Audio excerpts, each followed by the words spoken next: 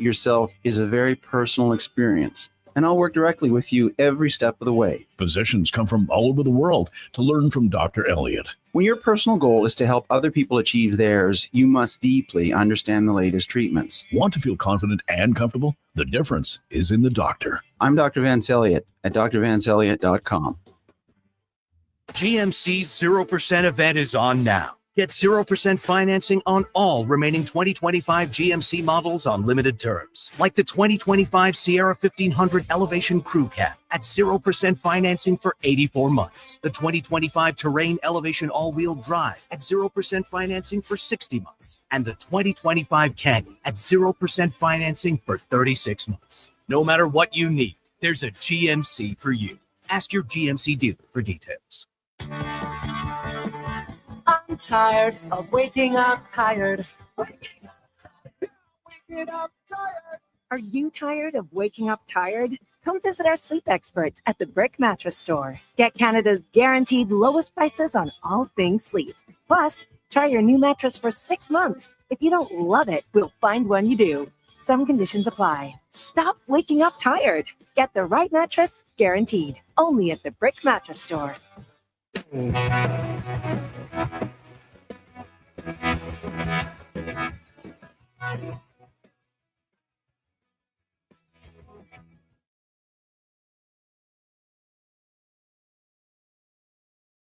Here's the Lowdown with Lowetide on Sports 1440. Presented by Wolf GMC Buick. We're making it easy. WolfGMCBuick.com.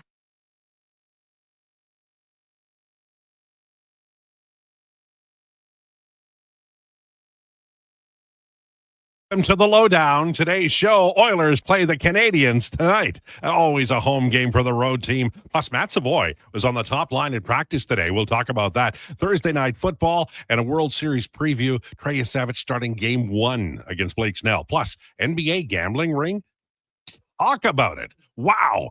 The Lowdown brought to you by Wolf GMC Buick. Fall into savings with 0% financing on all 2025 Buick and GMC vehicles. We're making it easy. Visit wolfgmcbuick.com for details.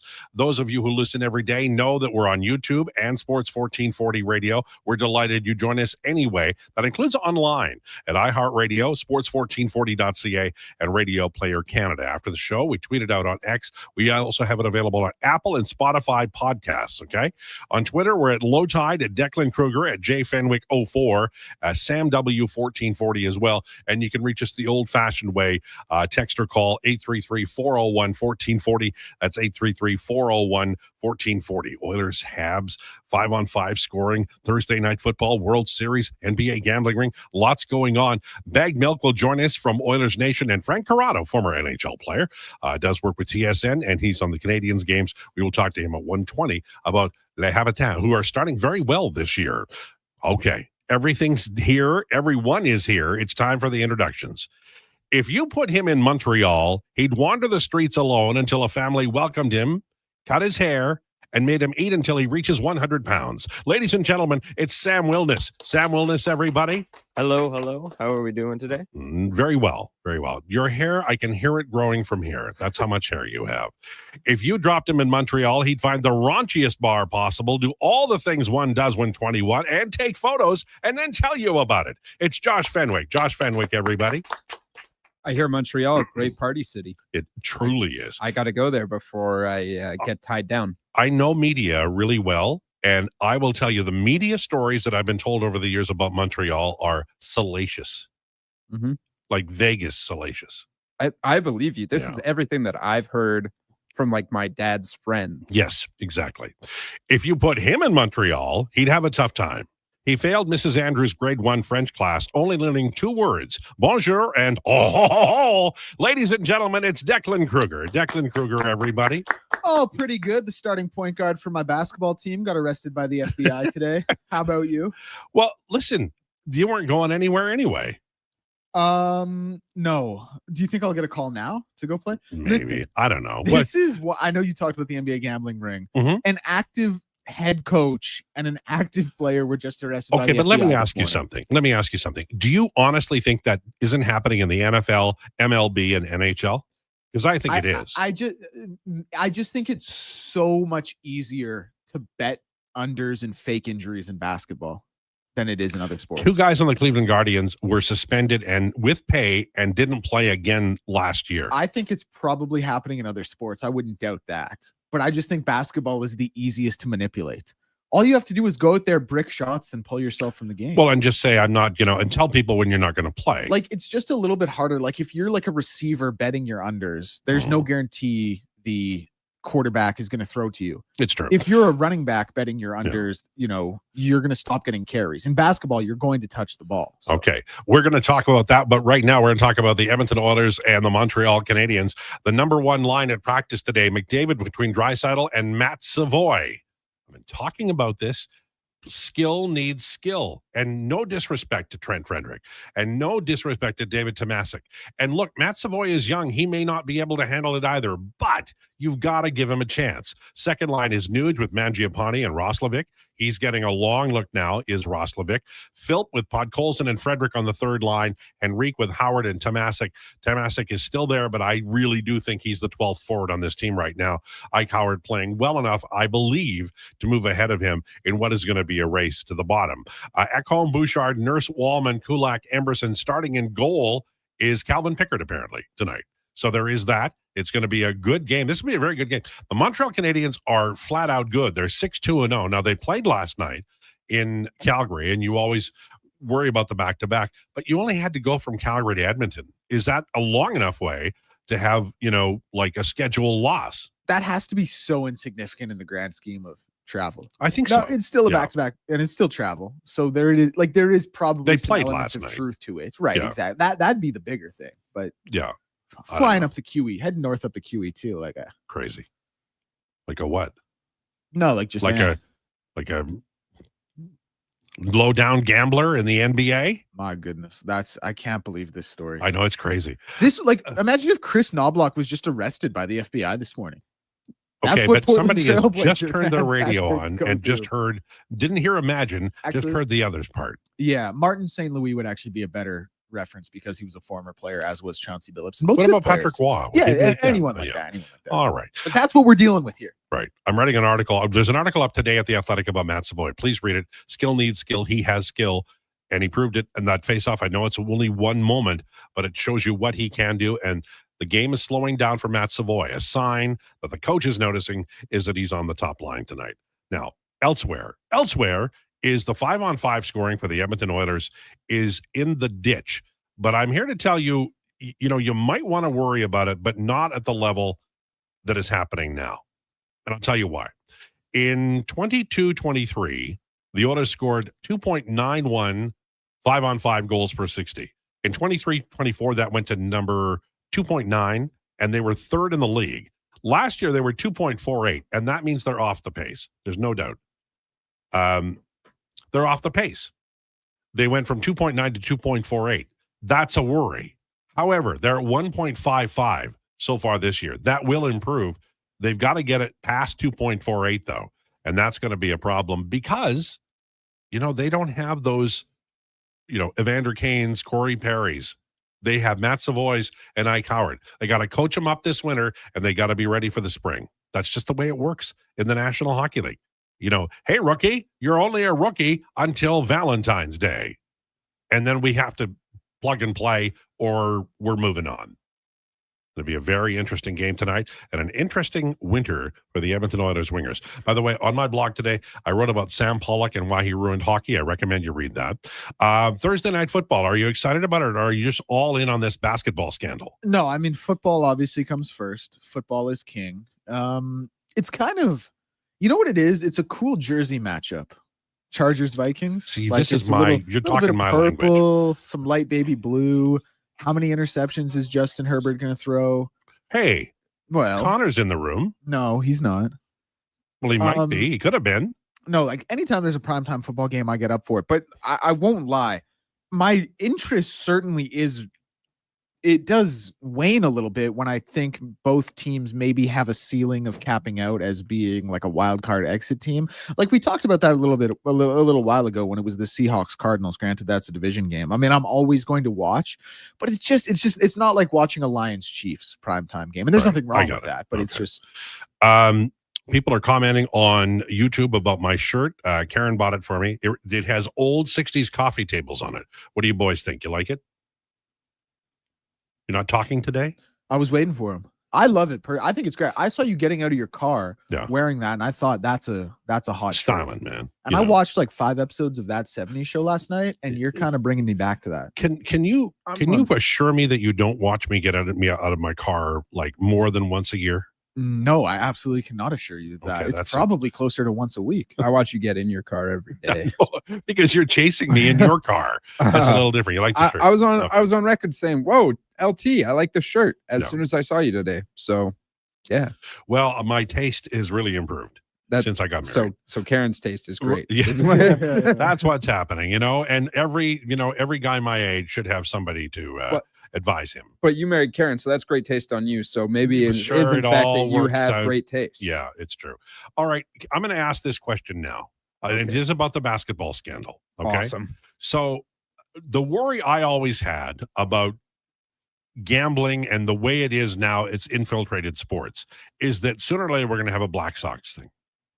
And shout out to Shoeless Joe Jackson. Right. And there's going to be, say it ain't so, Joe, and then there's going to be a big scandal. And then you're going to have to hire somebody named Kennesaw Mountain Landis. And there's not that many people named that in the world to fix everything. So here's my issue, because I don't watch sports that I think is rigged, although I do love wrestling, but they let you know up front. So this is big because an entire industry could crumble if this becomes an issue. My question to each of you, and you can all have a lash or you don't have to, is if you're the commissioner of the NBA today, first of all, you're going to slap yourself upside the head for the stupid things you've said recently. But what would you say to this aside from suspending these guys? Because this is a big damn issue. Well, listen, they're going to prison probably for a long time. It's kind of above you. This was an FBI raid that was part of an investigation that took 4 years. But the NBA didn't even know that this was happening. Is this isolated? I don't think it is. It's probably not isolated, but I would also stretch to say this is probably as bad as it's going to get. I don't think you're going to see too many situations like this simply because of the risk. It makes no sense. Do you know, I don't understand what these guys were doing. You look at the amount of money some of these guys in the NBA are making. They have no reason to do this. Now, a big part of this is you go tell your homie from back home, bet my under, and you'll be set for life. There's something to be said for that. But I just think the risk reward doesn't favor the athletes in the NBA, and that's why I think you're going to see fewer cases than you might expect, but obviously still more than there should be. But there's 2 Cleveland Guardian pitchers who aren't pitching now. Yeah. And now we've got this. And everybody says, oh, it's not, this is the worst. I'm at the beginning, I said, man, because some people who gamble are not the types of people you take home to mom. Yeah, sorry, Declan. I can't put and that's yeah. Exactly, right? No, I'm kidding. So what? Despite what my comments in the YouTube chat have said, what I wonder about here is are these 4 big leagues, and I'll include the NHL because it's our big league. Mm-hmm. Are they going to have checks and balances here? I think this is a real conversation that we all have very often, a lot, which is as gambling becomes more accessible, what does that do to people? What does that do? I think it was a real conversation when cannabis has become more accessible to people all across the Did country. You say Canada or cannabis? Cannabis. Okay, right. It became more accessible, and it's man, what's going on with this? And gambling has been illegal for a long, long time, and now it's just popping up everywhere. Everyone is sponsored by a gambling website or a gambling app or anything like that.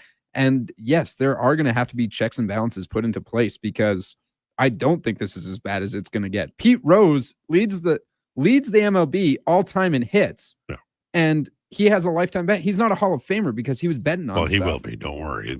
That's going to get taken care of. Here's my point, though. I'm a little wee blog, and I get offered 3 times a month, not a lot, but money from gambling websites. They'd like to publish things on my site, and I don't do it. Really? No. because I don't gamble and I don't want to be involved in that. And because I think it's a slippery slope. Absolutely. And I worry about people. I don't want people to, like, if I see somebody giving the odds on my blog, like when they post, I'll take it off because I worry somebody out there who reads my blog is going to bet the house. And then he has to go home and tell his wife and kids that he bet the house and lost. This is serious stuff. But if someone's betting the house, like, I think they're going to find a way to bet the house. Like, I don't think your blog is going to be the tipping point. I get what the morality stance on. But where do we stop though, Declan? Like, where do we? And I'm not saying like people where want to is the gamble. line? People can gamble. They can gamble. But I think that the commissioners of this league have to say, look, as long as you're in this league, you can't gamble. Oh, without a doubt, and that is the rule generally speaking. Like, without a doubt, the problem is though. Like they make whatever the number is, like they make 6 times their nut on gambling sponsorships versus like anything else. Like, how do you money talks? How do you turn that? Oh all no, away I'm as one of not. these But big I'm leagues? saying, like, in order for the credibility of the league, like bettors aren't going to like this. If you're not in on if this is a betting, like you're betting on games, and I'm not saying they are, but they sure as hell better not have. Yeah. Right. Yeah. No, like it should be. If you're going to have gambling so attached to sports in this, the current iteration of the sports leagues that we watch, I guess, sure, just because it's now ingrained into pop culture, but the standards for the players in the league and really for the teams and for the advertisers, like they have to be so much higher. No, I agree with that. By the way, quick note, we're going to talk about this all day. This is the story. Love the Habs Oilers, love the World Series. We're going to talk about all of those things, but this NBA thing is just off the grid big, and we have to talk about it. I want to talk about this. I don't want to get lost. Randy Bachman is among the nominees for the ballot of the 2026 Songwriters Hall of Fame. Also nominated Burton Cummings, who was with Bachman and the Guess Who, Taylor Swift, Kenny Loggins, LL Cool J, Sarah McLachlan, David Byrne. Love all of those guys. Okay? So that's pretty cool. Congratulations to everybody involved, specifically Mr. Bachman. Okay. On the way, we have a very busy show. We're going to be having rumors straight ahead. Coming up at 1 o'clock today, it's Bag Milk from Oilers Nation. Frank Corrado, former NHL player and TSN Canadian Games color analyst, will be on with us at 1:20. And at 1:40 today, Declinations, what we talking about there, sport? Thursday, the final edition of the season, probably. I mean, I'll talk about playoffs as well, but it's going to be Declan CFL. Final Elks game tomorrow night. Team awards have been announced. Which I'd like I think to go they over did that. a pretty good job of picking the right people. They did, yeah. It's funny. I guess you watch them all year and you know that stuff. All right, 12:17, Lowdown with Lowetide on Sports 1440 and YouTube. Monopoly Double Play is back at McDonald's. So let's practice winning. You just won 25 grand. And go. Yes! I said 25 grand. That's what I'm talking about! Yeah! Much better. Okay, now you just won a brand new Chevrolet Corvette. I think she just fainted. Impressive. Feel like a winner on pack and in-app. Monopoly Double Play is back. While supplies last, 1 in 5 chances to win game piece prizes at outset. Chances to win draw prizes depend on number of entries in each draw. Cash prizes payable by e-transfer. See rules in-app. Edmonton Elk Spectacular is back. Presented by Goodwill. October 24th versus the Calgary Stampeders, featuring pumpkin carving contest and more. Plus, we're collecting donations supporting Edmonton Women's Shelter Win House. Tickets at goelks.com. What sports talk on the go? You can listen to 1440 on the AM dial or stream us on your mobile device through apps like Radio Player, iHeart, and Stingray Music. Edmonton sports fans, turn to Sports 1440. 1440. And here comes Action Electrical Service Team sprinting onto the scene. These are your first responders for any electrical emergency. That's right. With their fleet of service vans and specialized gear, they assess, they service, and maintain electrical lighting and automation systems. They're all about rapid response. Quick diagnostics and repairs to restore power and safety fast. Hire the Action Electrical team to bring home a win for your project. Visit actionelectrical.net. It's a new season, Edmonton, which means it's time for new offers. Play Alberta is offering odds boosts on every Oilers game all season long. This is your chance to score big. And for a limited time only, our listeners can get an exclusive $50 free bet when they deposit $50 using code Gregor50. That's code Gregor50 for an exclusive $50 free bet. Alberta wins, with Play Alberta. Must be 18 plus to play. If you gamble, please use your game sense. PlayAlberta.ca. Bringing every project to life requires the right team. By joining the Japa Machinery Group service or sales teams, you can be part of setting a new industry standard. Celebrating a legacy of excellence with Japa. Learn more at japamachinery.com. At the Nissan All-In Clearout, there's nothing more chill than financing an award-winning Nissan for just 0%. Enjoy the soothing relaxation of zero stress, zero worries, zero indecision. During the Nissan All-In Clearout, get 0% financing plus up to $500 bonus on some of our best-selling models. You have zero reasons to wait. Conditions apply. See your local Nissan dealer today. Visit your local Edmonton and area Nissan dealer for more information. The Lawnmower Hospital. Step into fall with Husqvarna and the Lawnmower Hospital. Husqvarna has chainsaws for the homeowner, farmer, rancher, or professional available in battery or gas-powered models. Take care of leaves quickly with the power of Husqvarna blowers. You'll find it all at the Lawnmower Hospital, and you can see the full selection at lawnmowerhosp.com. We're more than repairs. We're more than mowers. The Lawnmower Hospital.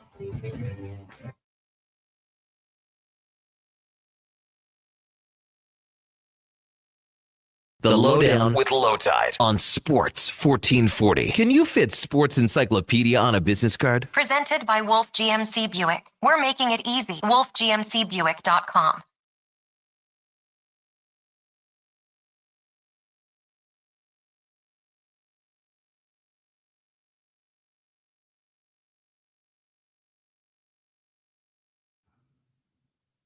This is the Lowdown on Sports 1440 for Wolf GMC Buick. We're making it easy. WolfGMCBuick.com. Time for rumors presented by Great Canadian Solar. We believe you should create your own electricity. Let's build a brighter, sustainable future with GreatCanadianSolar.com. Okay, the big news today for Edmonton Oilers fans is that Matthew Savoie is on the top line with Leon Draisaitl and Connor McDavid. Not bad. I wrote an article in The Athletic and published it yesterday, and it's up today as well. Recommend you read it. I looked at early season results for Jordan Eberle, Kyler Yamamoto, and Matt Savoie. Now, points per 60, Eberle had 1.82, Yamamoto had 3.32. Savoie didn't have anything. This is 5-on-5 play.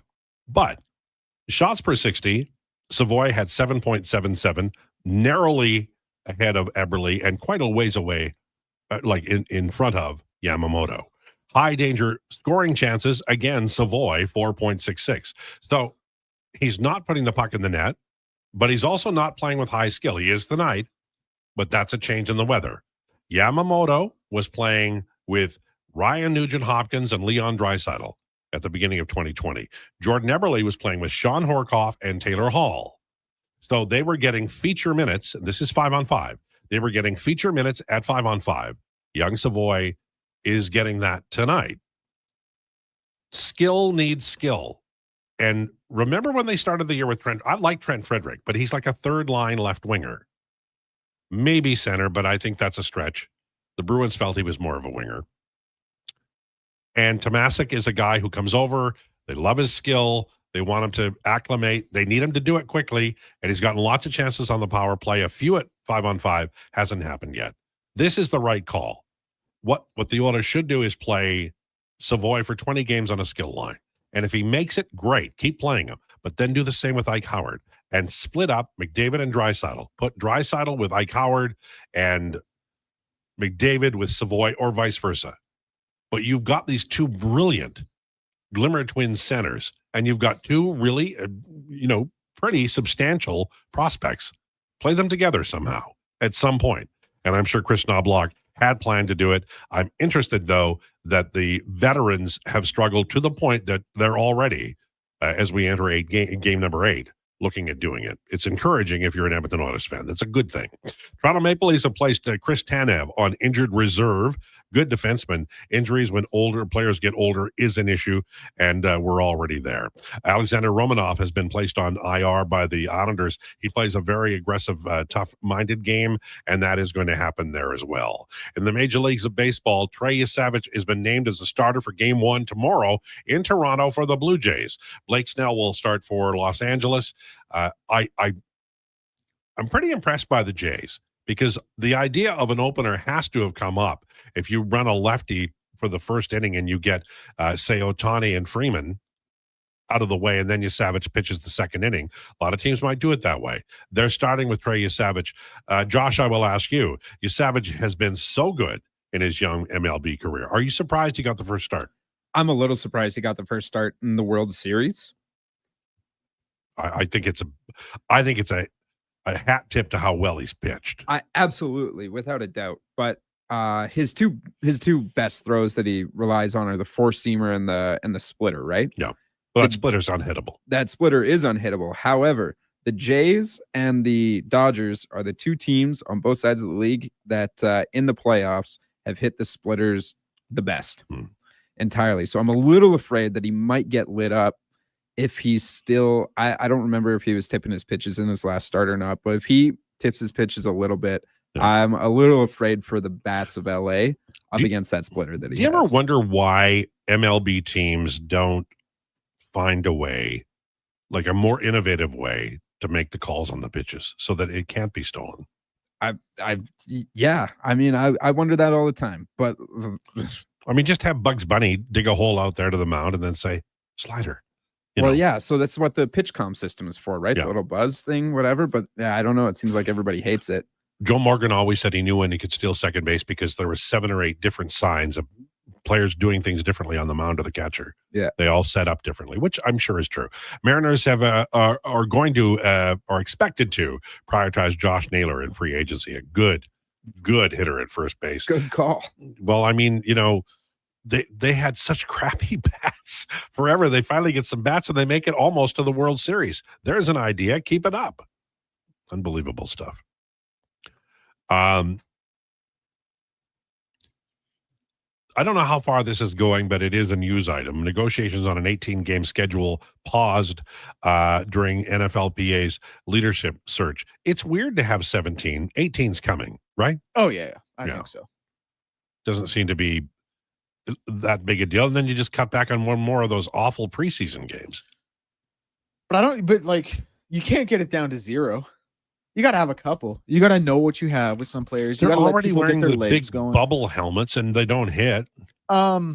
Yeah, but still, you can't. How bad are some week 1 games?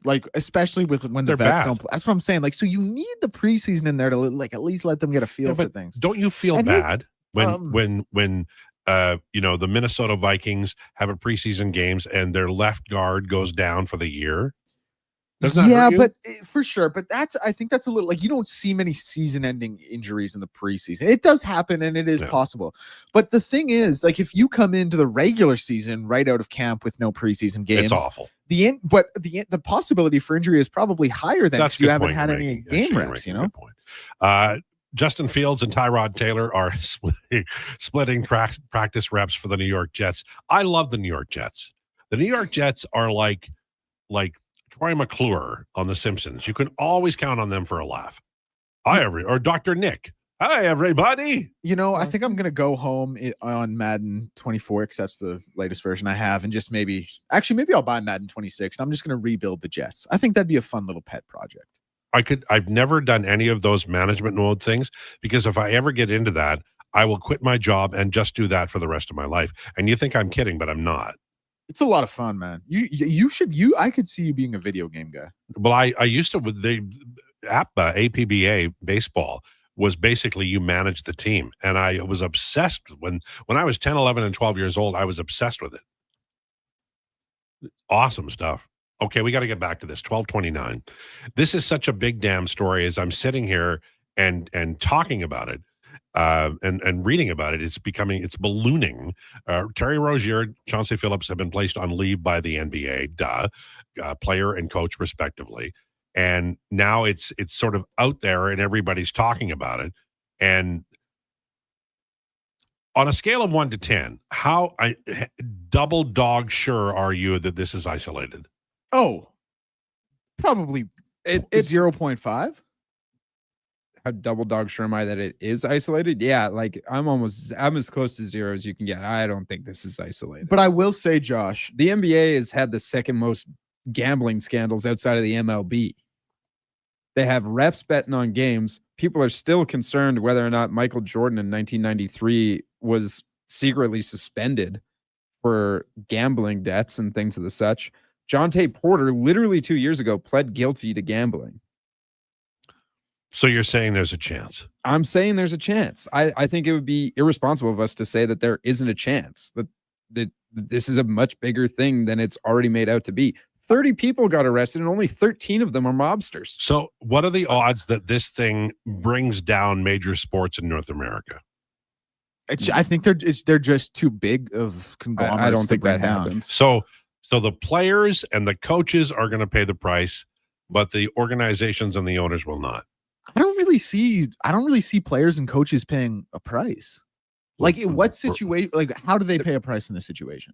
What I'm saying is, two of them just got arrested. Well, yeah, obviously them, but like no, but there's more than perpetrators. That. Like there's 2 Cleveland Guardians who were suspended with pay, Well, which yeah, really is like if you're a perpetrator, like the how many perps are there? There's probably I don't think there's any that are scaled this big as Chauncey and Damon Jones and Terry Rozier. I think that's probably kind of a 1 of 1, maybe a 1 of 2 situation. I think it's probably happening in smaller spurts. But the NBA's head office isn't making the call saying, hey, go fake an injury and we'll bet your unders. The NBA has to be worried about their credibility here, sir. Yes, I would agree with that. But again, I think they can still sell it. Like there are 450 players in the league. We know one name that's been arrested. There are 30 head coaches in the league. We know one name that's been arrested. That's isolated incidents. Ordinarily, I'd say maybe they're not paying these cats enough. But holy hell, Batman, they're paying them everything. Yeah, that's not a problem. Money's not an issue in that league. Jonte Porter was part of the indictment that they brought against them, so it's not an isolated incident. They've been working this case for 4 years. Yeah, I mean, okay, like 2 out of 450 instead of 1. That's still pretty low. I think it's probably happening with other players for sure. It definitely is. People were calling out Jared Vanderbilt, or yeah, he's the one on the Lakers, right? I get him and the Minnesota Timberwolves were mixed up.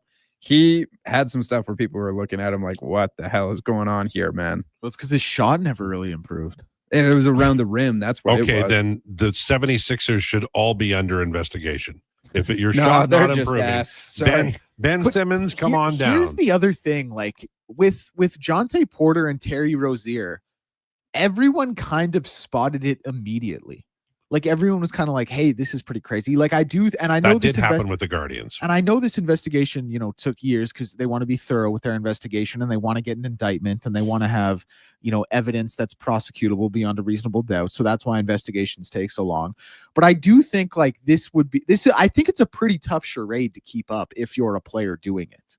Like Josh, you follow the NBA as much as anybody. Like everyone was screaming at Terry Rozier to start check him for gambling. Oh, yeah. Everyone was on him. That's what I'm saying. Like, it's a pretty tough charade to keep up. It's disappointing. Yes. And I feel like, this is all it would take. This is all that it would take is a referee in a major league saying during the championship game, Game 7. I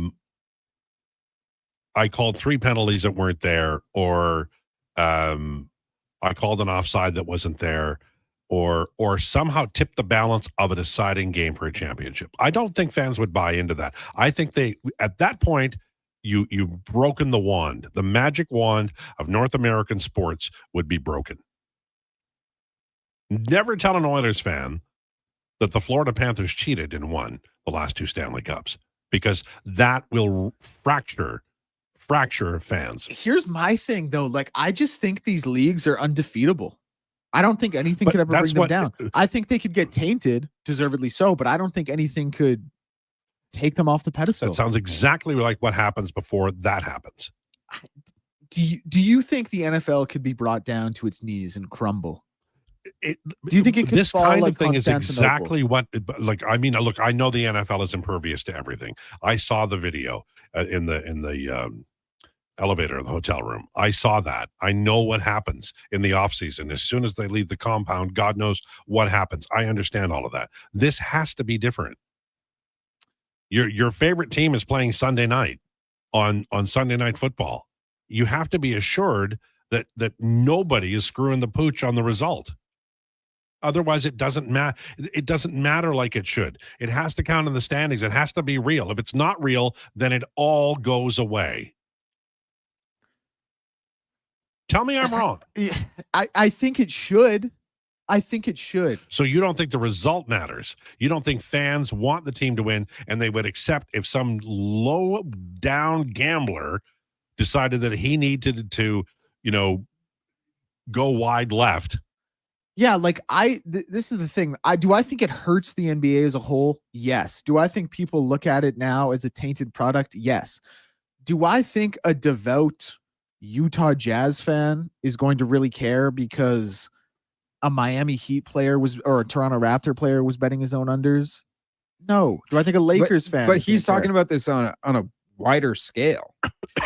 But I'm saying, like, the wide scale is made up of different fan groups, right now, you're saying it's just one or two. But if this becomes like, I think it's more than one or two. Okay, but if this becomes important, where championships are decided based on whatever, then I think there's a real problem. Yeah. If it comes to that, if it comes to, I mean, I guess it kind of did back in the 2002 Western Conference Finals when it was rigged in favor of the Lakers over the Kings. Well, allegedly, I think this is really dangerous stuff, and I don't disagree with that. I think that Major League Baseball was brought to its knees, and they had to give a guy ultimate power. He banned people from baseball, and it stuck. And he got people to call him Judge Kennesaw Mountain Landis. Not everybody wanted to do that. They wanted to call him Kenny. Couldn't do it. I'm kidding. All right. 12:36. There is another sport, and it's in our town, and we are very much looking forward to talking to Frank Corrado from TSN about the Habs and Oilers next. Lowdown with Lowetide on Sports 1440 and YouTube.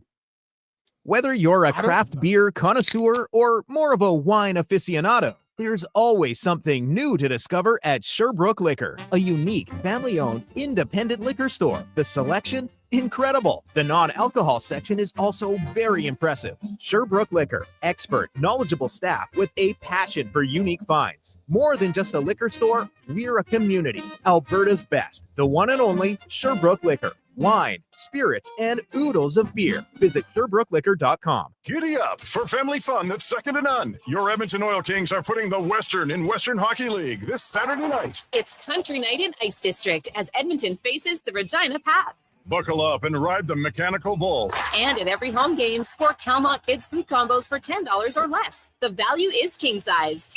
Edmonton Oil Kings, Regina Pats. Country Night this Saturday at 7.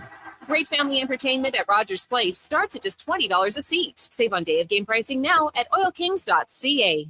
Carve out for a cause at the Jason Gregor Pizza Pig Out, presented by GS Construction. Thursday, November 6th at the Canadian Ice House, indulge in unlimited pizza from amazing local pizzerias while you help raise some dough for kids' sport. Then vote for your favorite slice to help crown the People's Choice Award winners. Tickets to join Edmonton's biggest and best adult pizza party are just $30. Head to jasongregorpizzapigout.com for more details and to buy tickets. This hockey season, before every game, check out the pregame show with Andrew Walker on Sports 1440. It's brought to you by Titan Supply, your only source for rigging, lifting, and hauling products. Visit titansupply.ca. At Leading Edge Physiotherapy, we believe that life shouldn't hurt. Now, that doesn't mean that we don't know that sometimes it really hurts. I mean, we've seen people at their worst moments in life, when they feel they have nowhere to turn, or at a time when they felt like their problem just wouldn't ever go away. We've also seen people who thought to themselves, it'll just go away on its own, or this is no big deal. I don't want to bother anyone about this. Don't know where to turn to, or think it's no big deal? Either way, we have the technology, techniques, and skills to help you get back to it, whatever your it may be. Life shouldn't hurt. LeadingEdgePhysio.com.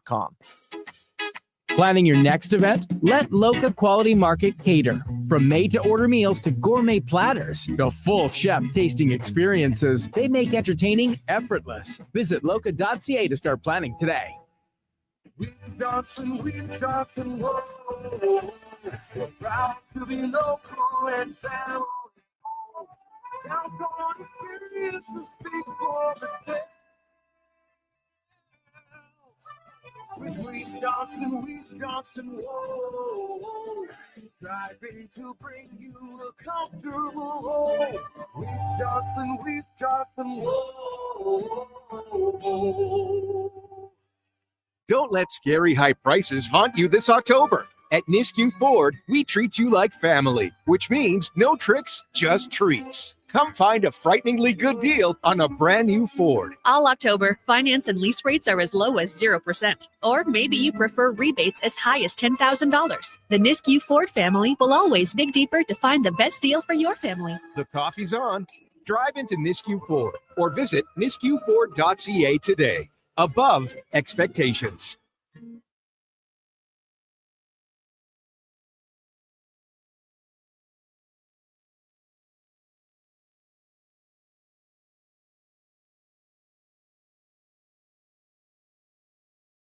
He's the only person to win an arm wrestling contest with the Philly Fanatic.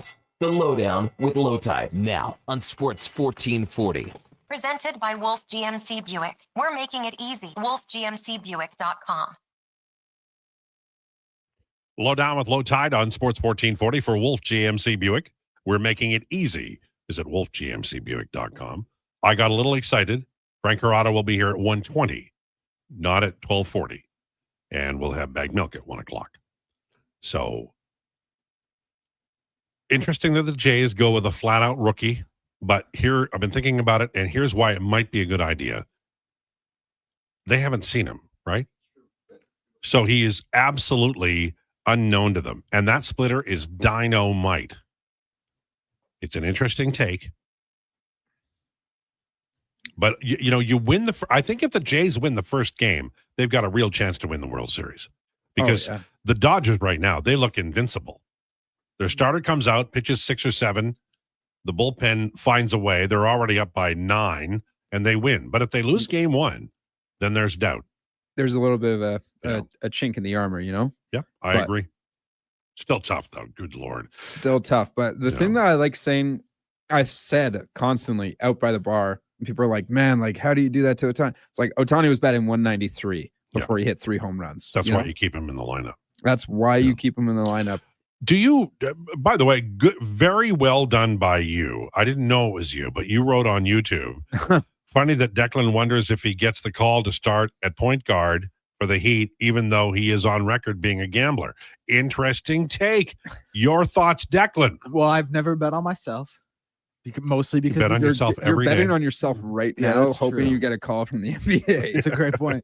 I was going to say mostly because the sports books don't have my lines on there for my men's league games, but they should. No, listen, I would play the game with the utmost integrity, but it's funny because in boxing, Floyd Mayweather famously used to bet on himself to win fights. Ryan Garcia did the same thing. Not a small amount. No, he was Floyd Mayweather liked to make his money, but he liked to spend his money as well. Yeah. So. I think that's part of the problem here. Honestly, I think a lot of these athletes make so much money, they do feel, and I used the word earlier, invincible. But in this particular case, when the FB freaking I knocks on your door and they've got you 4 years, like, I mean, could he play in the Italian league and not get charged? Oh, I'm sure he'll be. Listen, Terry Rozier has 2 options right now. Hop on the next private plane to a country with no extradition, or go to jail for probably like 5 to 10 years. He was already arrested by the FBI. I think option 1's off the table. Okay, actually, let me rephrase. Option 1. Yeah, often you get like bail. This is what I was going to say. Did Terry you think Rozier get bail in a mobster case, though? Yeah, in a mob-related RICO case. If this is RICO, probably not. But here's the other thing: he's not a violent offender. He's a first-time offender. He's got all the money in the world. Terry Rozier might be able to make bail. If that's the case, I'm sure they're going to seize his passport. Yeah. But no, I mean, listen, he's probably not going to Italy to play in the Italian league. It's probably not going to be very good for him. When you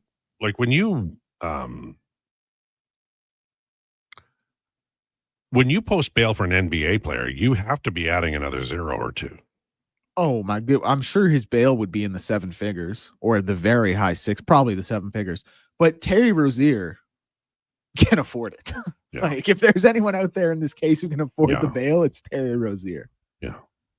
Now, a question for everyone. A lot of the time you see when it comes to like sports betting in particular, you're usually betting the team that you're going up against. Do you think it would be more of a problem? Like, would they even address it at all if the player was betting on their team to win? I just, man, it is so.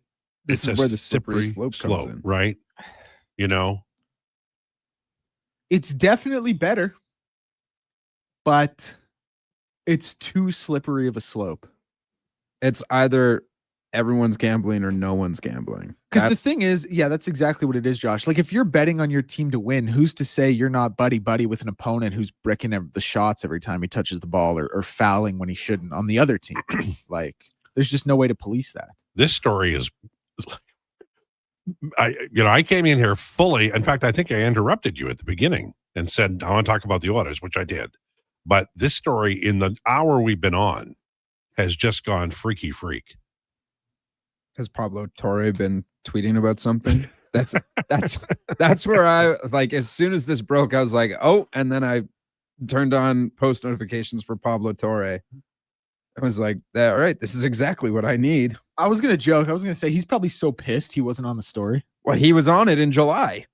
Yeah, okay, I guess fair point. But he's probably pissed he didn't break the FBI's. Yeah, Shams beat him to the punch. Actually, I think Pablo actually did beat him to the punch. I think he got it 2 minutes before Shams tweeted it out. Oh, okay, fair play. There you go. So Pablo Torre does in fact find out. It's a wild story. I think we felt this is brewing for a while because of the, if you are a fan of sports radio, sports television, online, the presence of gambling sites, and that exists, and it is a problem. And I appreciate that everybody runs the ads that say if you have a problem, and that is great. And I understand that there are parts of society that we can't protect because if the proclivity is they're going to end up doing something, and you can't protect everybody. I get that and I understand it. But the very least I think you have to hold out for is the credibility of the leagues that are being bet on. Like if I bet on a game that it turns out that Rozier impacted, not saying that he did, but let's say there is one or another NBA player, do I get my money back from that bet? I should. Some sports books will refund it.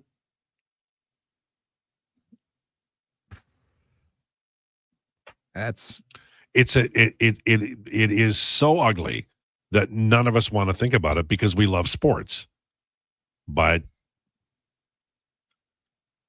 tell that to the FBI, And I mean, I'll tweet at them right now. Okay, can we agree that they would not have? They've got their I's dotted and their T's crossed on this, so they wouldn't have gone forward with it.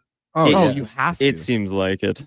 But like also, they thought they had their I's dotted and their T's crossed when they arrested Molly Bloom for her the poker games, and it's because they thought the Russian mob was talking about Molly as in Molly Bloom, but they were talking about ecstasy.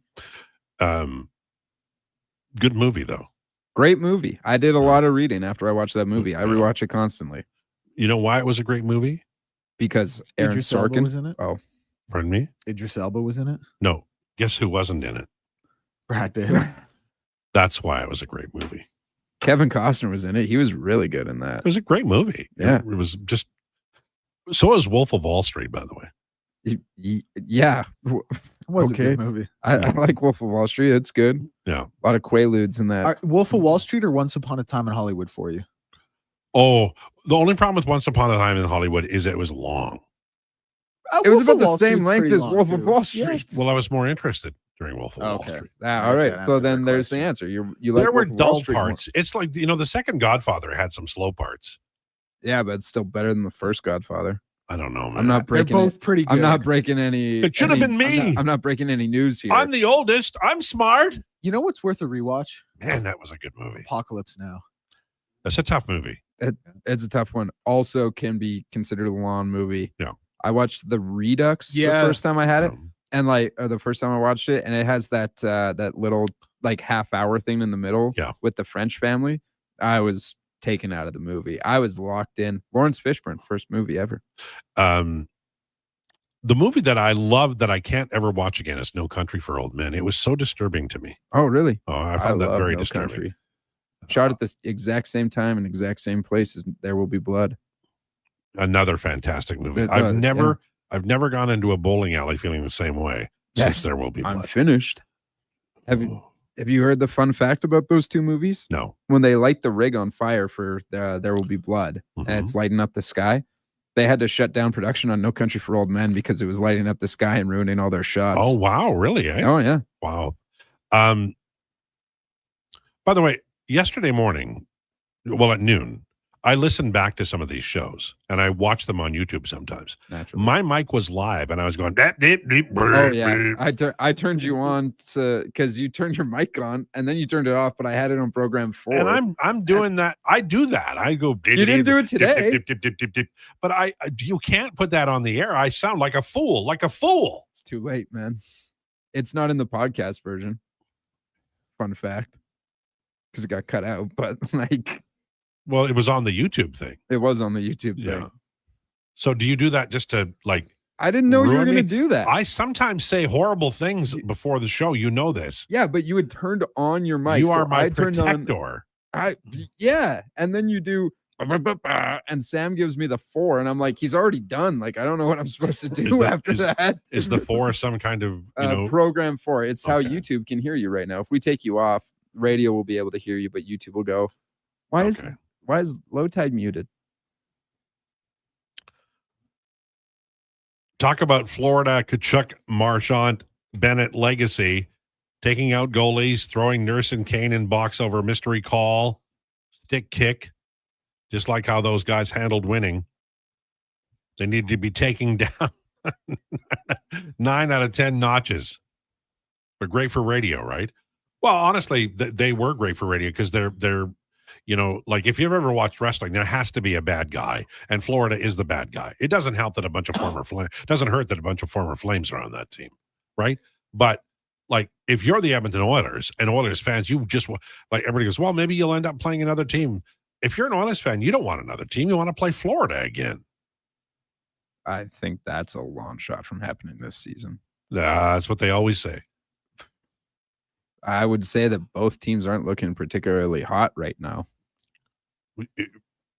It's way too early to make that call. They can spend all that I can make that call LTIR. as early as I'd like. Okay, yeah. Victor Wembanyama, he's winning MVP. Hey, by the way, not bad, eh? Like played pretty well. You remember me saying this, Lowetide, and I wish we had the archive somewhere. I said I thought he was going to. You he did had say potential this. to go down as the GOAT. Yeah, you did say that, and I was like, come on. And watching him last night, man, he had like a player's season's worth of highlights, and he did it in one game, in the opening game of the season. He is incredible. Do you think he was like, okay, you know, there's some question about my greatness. I'm gonna let everybody on this court know and everybody watching what this is. I don't know if he went about it like there's some question about my greatness, but I think it's year 3 now for him. He's had 2 injuries, so he might not have had a chance to show kind of his full stuff.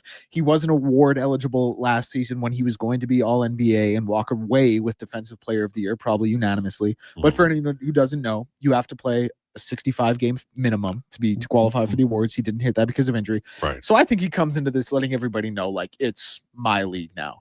And it is, in fact, his league now. His footwork last night was incredible. Oh, like my goodness. The summer that he spent with Hakeem Olajuwon and Kevin Garnett really helped him out. That's good for him, is it? Yeah. Well, he was just like Anthony Davis is by far the best one-on-one defending big man in the league outside of Victor Wembanyama. Like he can go one-on-one with a big guy and basically get a stop whenever he wants. He stopped Victor Wembanyama 3 times in the same play, and Wemby just went, oh, would you like me to hit a fadeaway turnaround jump shot on you now? Because I will. And he did. He had Anthony Davis in the gauntlet. He had Anthony Davis looking like a high school kid. Anthony Davis. Yeah, this is honestly unprecedented. Yesterday, he had 40 points, 15 rebounds on 75% true shooting. You know how many people in NBA history have done that? One. His name is Victor Wembanyama. Well, all I know is that I wish I was a Spurs fan. Yeah, it'd be pretty awesome to be a Spurs. I kind of wish I was a Spurs fan. Rebuild in history. Like every few years, they get a guy. Yeah. And the guy ends up being Robinson or Duncan or Wembanyama. Even I was going to say, even if it's not Robinson or Duncan, it's Parker or Ginobili. Right. That's pretty nice. Kawhi. Yeah, exactly. Like, no. Well, somebody must know what the hell they're doing down there. Yeah. Well, the Popovich era. Well, man, that was something else. Yeah, he's going to be the best ever. All right, 12:55 on the way. I think I've got it now. I'm going to give you the rundown of hour number 2. Bag Milk will join us at 1 o'clock from Oilers Nation. Frank Corrado from TSN covering the Montreal Canadiens. They play tonight against Edmonton. We'll talk a little bit about the Habs. And then at 1:40 today, it's Declan CFL on Declinations. Lowdown with Lowetide on Sports 1440 and YouTube. Time for an update with Sam.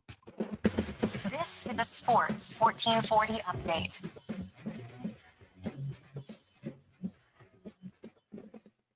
Brought to you by Custom Floors Inc. Custom Floors done right for homes or business. Visit the new showroom at 11577 149th Street. That's Custom Floors Inc. Shocking news in the NBA as Blazers head coach Chauncey Billups and Miami guard Terry Rozier have been arrested by the FBI on gambling charges, with Rozier being named in a sports gambling indictment and Billups being involved in an illegal poker ring with several organized crime families being involved. Oilers back at Rogers Place tonight as they host the Canadiens with Matt Savoie on the top line for the first time in his NHL career. Puck drop at 7. Elsewhere in the NHL, the Canucks head to Nashville. The Jets host the Kraken. The Penguins and Panthers face off. Kings take on the Stars, and the Sharks and Rangers go head-to-head in New York. Blue Jays have announced that Trey Savage will be getting the start tomorrow against the Dodgers in Game 1 of the World Series. Week 8 kicking off in the NFL tonight as the Chargers and Vikings take the field in Los Angeles. Kickoff at 6:15. Carson Wentz starting for the Vikings. And in the NBA, 2 games on tonight with a finals rematch of the Thunder and Pacers. And the Nuggets head to San Francisco to take on the Warriors. Coming up at the top of the hour, we'll be joined by Bagged Milk, as well as later on joined by Frank Coronado, as well as Declan Nations at 1:40. And this has been your Sports 1440 update with Sam Wilness. Sports 1440, Stingray Radio Station. CHJR broadcasts from West Edmonton Mall and Wetaskiwin. Download the free Stingray music app and listen wherever you go. Weekly NFL giveaways, drink specials, huge screen TVs. The hits keep coming at First Round, Edmonton's NFL headquarters. Watch NFL football at First Round, and you could win a trip to your favorite NFL city for a regular season game next season. Catch NFL action Thursday nights, all day Sunday, starting with the Pro Bowl brunch from 10:30 to 2. Then Monday night with half-price boneless wings after 6 p.m. First Round, burgers, beer, sports. Downtown and Bourbon Street, West Edmonton Mall. I'm Gene Principe for Legacy Heating and Cooling. If you need a furnace this Halloween, it'd be a grave mistake not to Call Legacy. Call Legacy. Need repair? Revampire your furnace. Just Call Legacy. Call Legacy. Legacy has a skeleton of furnaces in stock. Call Legacy. Call Legacy. Plus no interest and no prints of payments for 1 year when you buy with Legacy Heating and Cooling. The Junior Prospects Hockey League's fourth season is now underway. The JPHL offers elite athletic and academic opportunities for players in the 14U, 15U, 17U, and 18U divisions. All games are broadcast live on Silent Ice TV, featuring a showcase-style schedule and competitive matchups across Western Canada. Players work with experienced coaches, trainers, and elite hockey personnel. Learn more about Western Canada's fastest-growing elite hockey development stream at juniorprospectshockeyleague.com. This hockey season, before every game, check out the pregame show with Andrew Walker on Sports 1440. It's brought to you by Titan Supply, your only source for rigging, lifting, and hauling products. Visit titansupply.ca. Fall in the savings at Wolf GMC Buick. For a very limited time, get 0% on every 2025 Buick and GMC, including the all-new Buick Envista, the Encore, Envision, and Enclave. For the GMCs, 0% on 2025s like the Sierra Half-Ton, Sierra HD, even the Yukons. Get 0% on all 2025s. Plus, get up to 84 months on the GMC Sierra Half-Ton Crew Cab. But like the leaves, these deals won't last long. Get into Wolf GMC Buick now. Wolf GMC Buick. We're making it easy. When it comes to choosing a hair clinic, the difference is in the doctor. I'm Dr. Vance Elliott. Transforming how you feel about yourself is a very personal experience, and I'll work directly with you every step of the way. Physicians come from all over the world to learn from Dr. Elliott. When your personal goal is to help other people achieve theirs, you must deeply understand the latest treatments. Want to feel confident and comfortable? The difference is in the doctor. I'm Dr. Vance Elliott at drvanceelliott.com.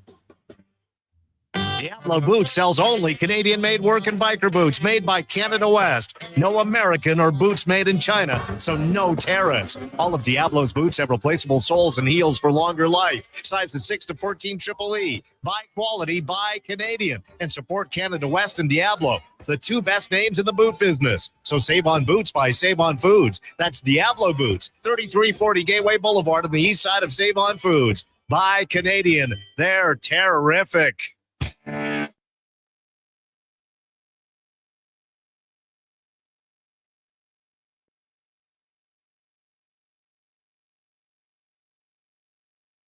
He knows all about the Expos and Oilers. It's the Lowdown with Lowetide on Edmonton's Sports 1440. Presented by Wolf GMC Buick. We're making it easy. WolfGMCBuick.com.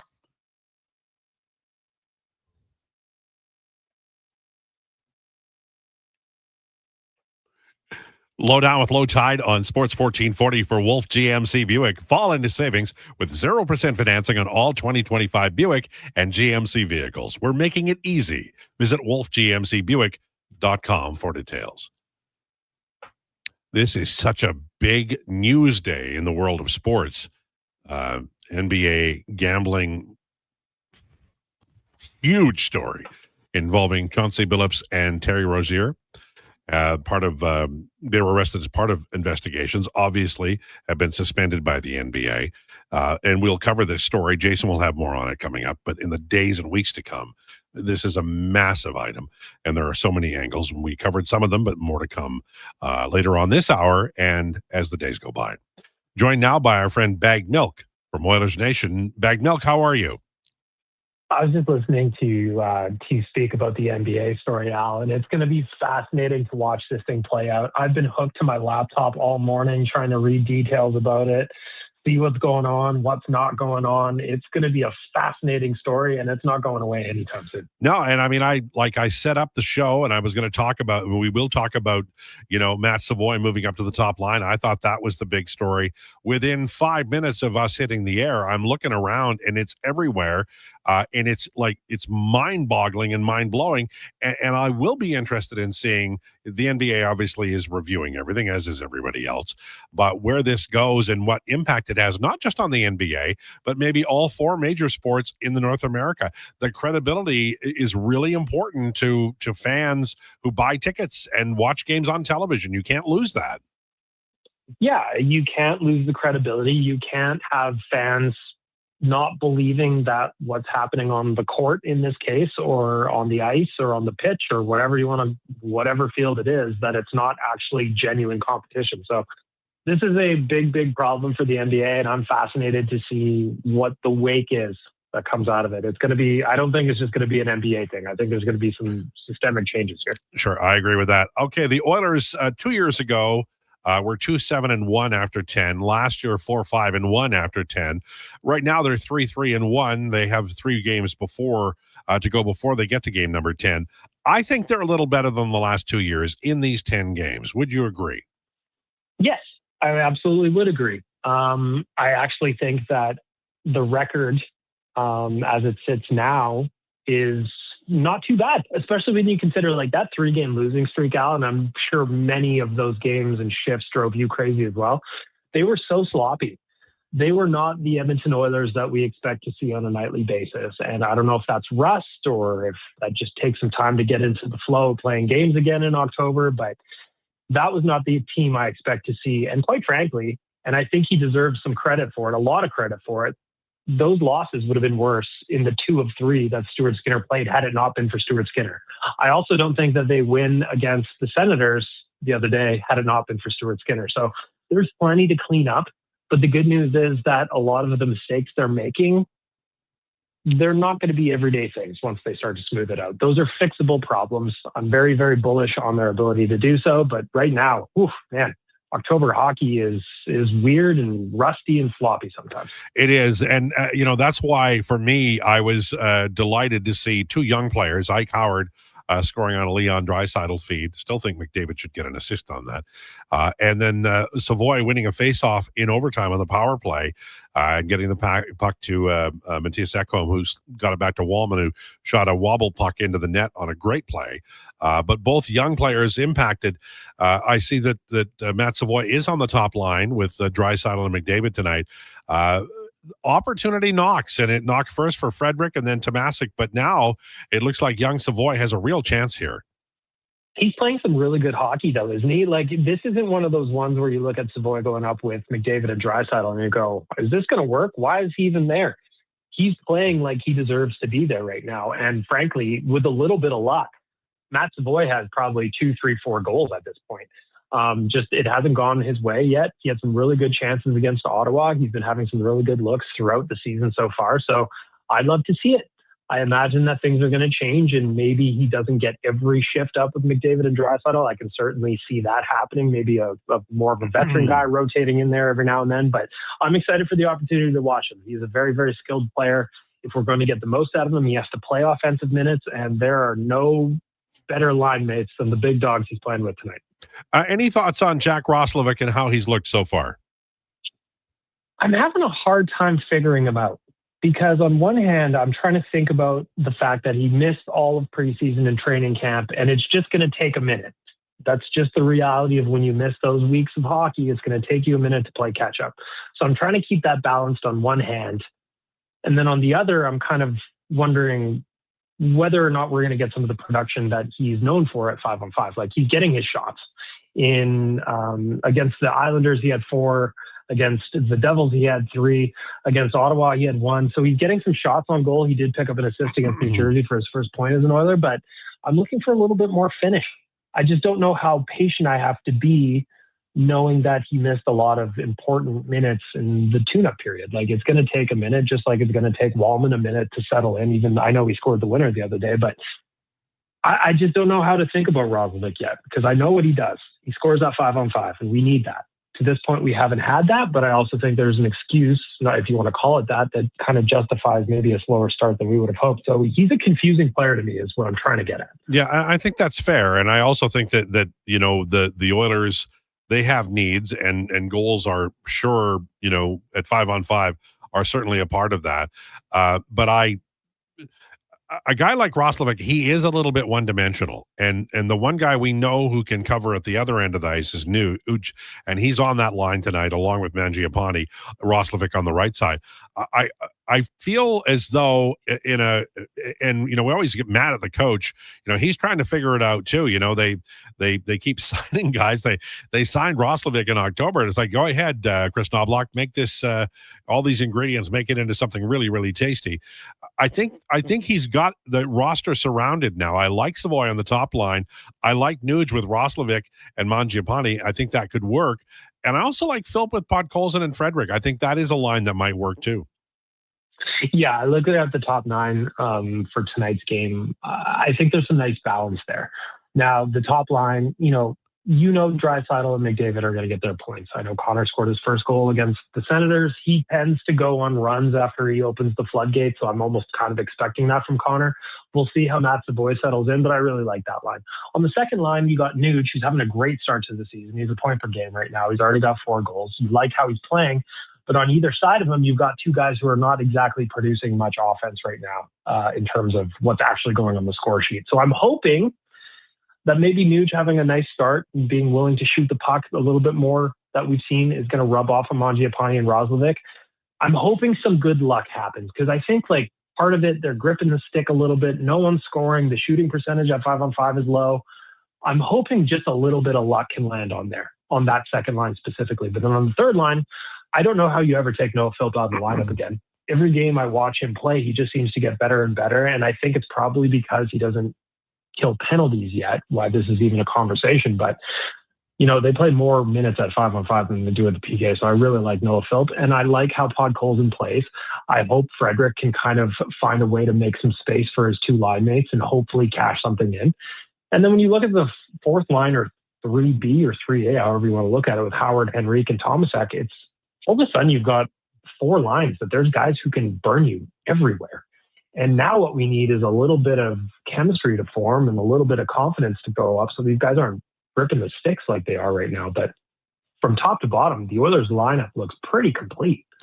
It does, and I think that you know, Wallman with Nurse, if that works out, the top pair is coming into view here.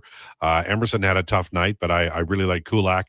Montreal is interesting. We're going to talk about them in our next segment with Frank Corrado. Just the fact that this is a team that you know has been building, and it looks like those building blocks are starting to come to fruition. But for the Oilers, you know, they're a team that I feel like, and maybe it's not going to be tonight because they're just home or whatever, but their November is so busy that any points you can cash now could be really vital by the time we get to the end of November.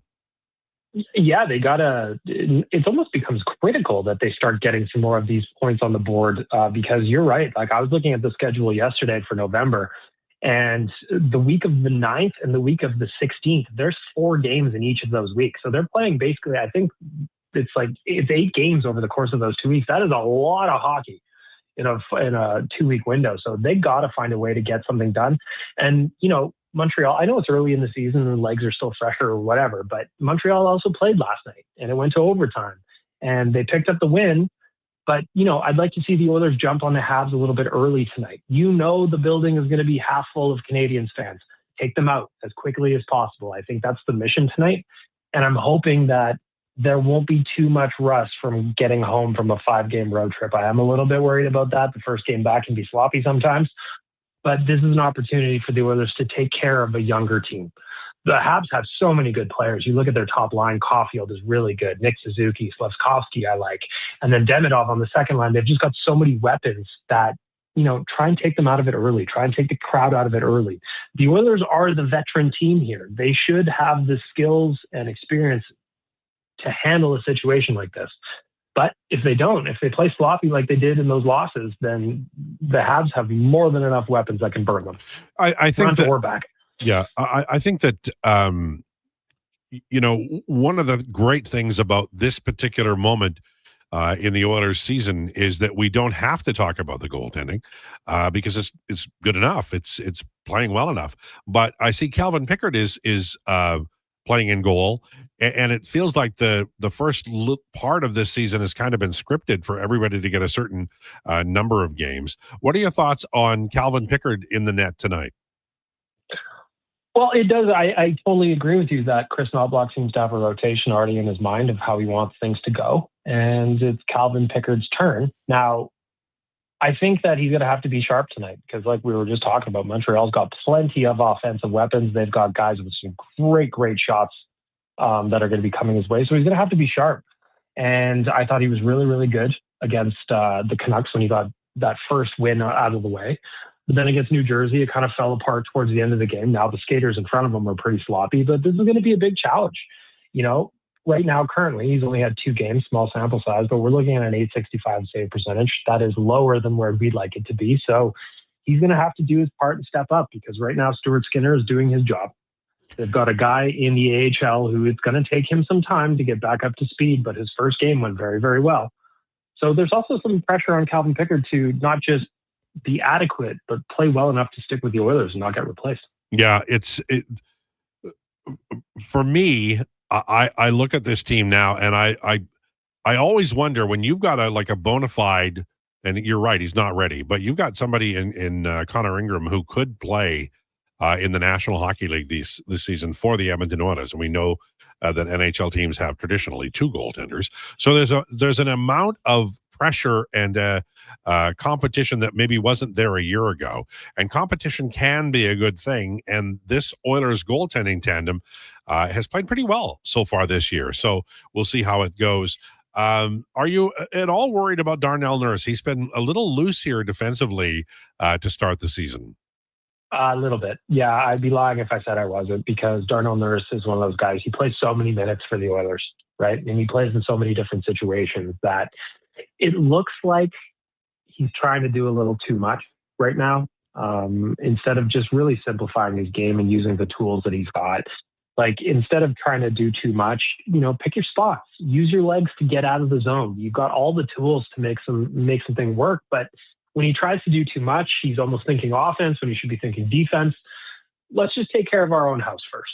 Yeah. The offense for a guy like Darnell Nurse will come, but I think it only comes when he's playing well defensively, and that's the most important thing for him right now, because it looks like he's trying to live in between both worlds. That's just what I see from my side of the TV screen. So I'd really like him to just focus on his own house for a little while. And I think the offense that he's trying to generate or build is going to come out of that.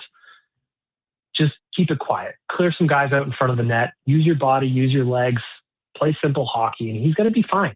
I'm not one of those guys that constantly looks at the contract number and go, oh, well, he needs to do this. No, I'm just asking for steady, simple defensive hockey. And I think that will lead to the offense that he looks like he's pushing for, from my opinion. Yeah, and we have to be cognizant of the fact that this is a team that's played a lot of hockey, and really, not to say nothing counts until April, but really this team is a veteran group. They know the long slog of the year, and they know what's after the regular season. And I suspect there will be nights when they're not at their best, and maybe that, I'm not saying it's excusable, but maybe it's a little understandable. Yeah, I get it, right? We've all been on these playoff runs together, and even me covering it for OilersNation.com, I'd rather be talking about the playoffs. I would. But, that doesn't mean the games in October and November and December aren't also important. This team hasn't won a division in, we're coming up on 3 decades here. Yeah. So October matters. These points matter. And like you pointed out very correctly earlier, the schedule in November is not friendly. So these games matter. The care has to matter. The effort has to matter. And we can't be looking ahead till April, because we know what happens when you put the cart before the horse. Yeah, it's true. How's Frank? Frank is doing very well. He's having a hard time figuring out this season. He's trying to pick his winners. He's got a split record right now. He's floating 1 game under 500. So there's an opportunity to get back at an even keel here tonight. But he's been frustrated. He had some Oilers picks there on the road trip that really went sideways. So I could see it on his face. I could see it. He wanted to destroy something. He wanted to grab a sock and rip it in half. And I know that my boy's upset, but he'll get through. His record has been very good over the years, and I expect that's going to turn around for him here in 25, 26. Well, if he's a game under 500, he's the same as the Oilers, so that's not all bad. All right. Thanks for this. Appreciate it. Thanks, Al. All right. There you go. Bag Mill from Oilers Nation. Comes by every Thursday. Talk a little bit of oil drop. Appreciate it. 117. On the way, Frank Corrado, who works with TSN, and obviously his Twitter bio says former professional healthy scratch. And so he's an analyst for TSN talking about the Habs, and we'll have him on the way next. Lowdown with Lowetide on Sports 1440 and YouTube. Come for Canada's largest trade shows, the biggest names in entertainment, exhilarating sporting events, and more. And stay for the experience at the Edmonton Expo Centre. Looking for the perfect place to host your next big event? From trade shows to galas, meetings, and concerts, the Edmonton Expo Centre has the space, event expertise, and service to make your next event unforgettable. With over 522,000 square feet of flexible event space, in-house catering, and operational expertise, they bring your biggest vision to life. Learn more at EdmontonExpoCenter.com today. Seriously, another door knocker? I really want to go solar, but these high-pressure tactics are exhausting. And their prices are unbelievable. Before we do anything, let's call Great Canadian Solar. There's a better way to go solar. Great Canadian Solar provides honest advice and fair pricing to save you from overpaying. They're easy to deal with and will never put pressure on you to buy. As a trusted local business for over 15 years, Great Canadian Solar will support you in your solar journey. Visit greatcanadiansolar.com and call today to get started. Mr. Rooter meets a ghost. One plunge, 2, and 3. A toilet clogged with a ghost? Man, I love plumbing. You're free now. I will never find peace. The clog is fixed, yes, but I have never trusted the sump pump. No problemo. I can fix that. Now go to the light, you little scamp. Thank you, Mr. Rooter. To resolve your unfinished plumbing business, trust one plumber, Mr. Rooter. Whoa, who turned off all the lights? Experience the new charcoal menu at Booster Juice. Charcoal menu? Introducing the Eclipse Smoothie, Blackout Booster Mixer, and Midnight Booster Ball. Where's that voice coming from? Dark and delicious, made with activated charcoal. Can we please turn the lights back on? Sorry, I'm just excited about the new charcoal menu. Wow, that is good. Right?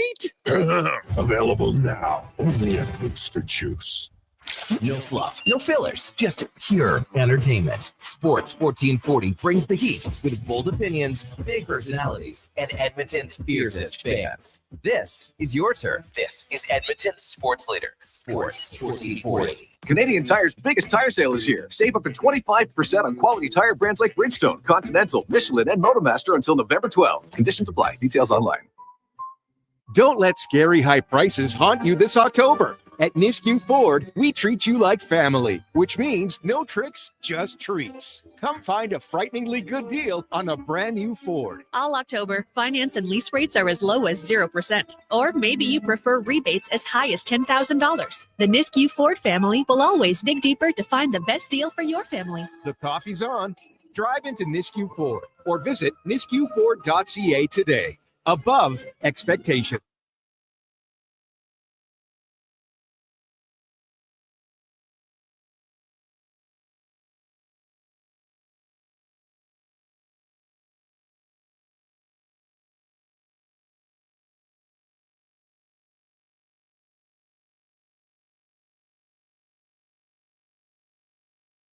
The Lowdown with Lowetide on Sports 1440. Author, musical connoisseur, sports know-it-all. Yes, a man for all seasons. Presented by Wolf GMC Buick. We're making it easy. WolfGMCBuick.com.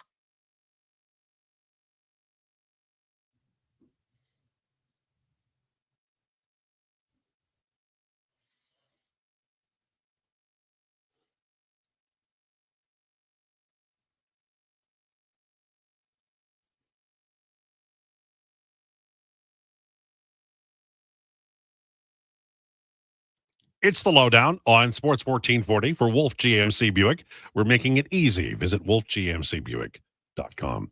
And I thank you, Sam, for playing one of the greatest songs in the history of time. Appreciate it. And let us know when you have Frank, okay? You got Frank. Okay, beautiful. Looking forward to this conversation because the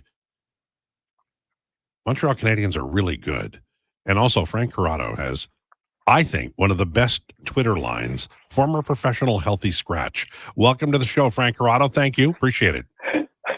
Thank you. You know what, man? No one mastered the game day healthy scratch routine quite like me. And listen, I had a lot of practice at it, but I'm telling you, I had this thing down to a science from morning skate to the pregame meal, bringing a little extra with you home afterwards, and then coming back, doing your bike ride and your workout, and then finding ways to finagle certain other snacks like popcorn and M&Ms and pizza slices, and just eating them in the bowels of the dressing room, the areas no one goes to because you want to stay out of the way of the regulars.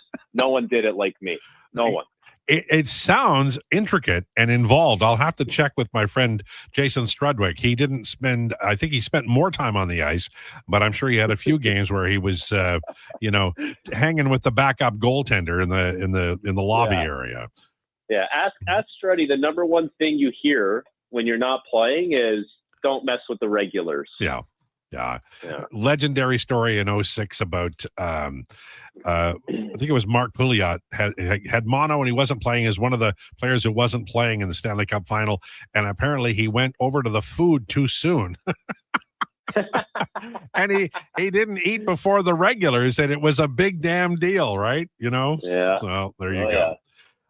Listen, I'm glad we're talking because I'm always interested in the Montreal Canadiens because I love the NHL and I love the history of the game. And Nick Suzuki is one of my favorite players in the National Hockey League. He's so smart and he's off to a fantastic start. However, there's so many interesting stories on this Montreal Canadiens hockey club that it feels like this, and their record is great. It feels like we're going to be talking about this team all year long, and there are several impact players that are not new necessarily, but they're all emerging in a big spike for this Montreal Canadiens team.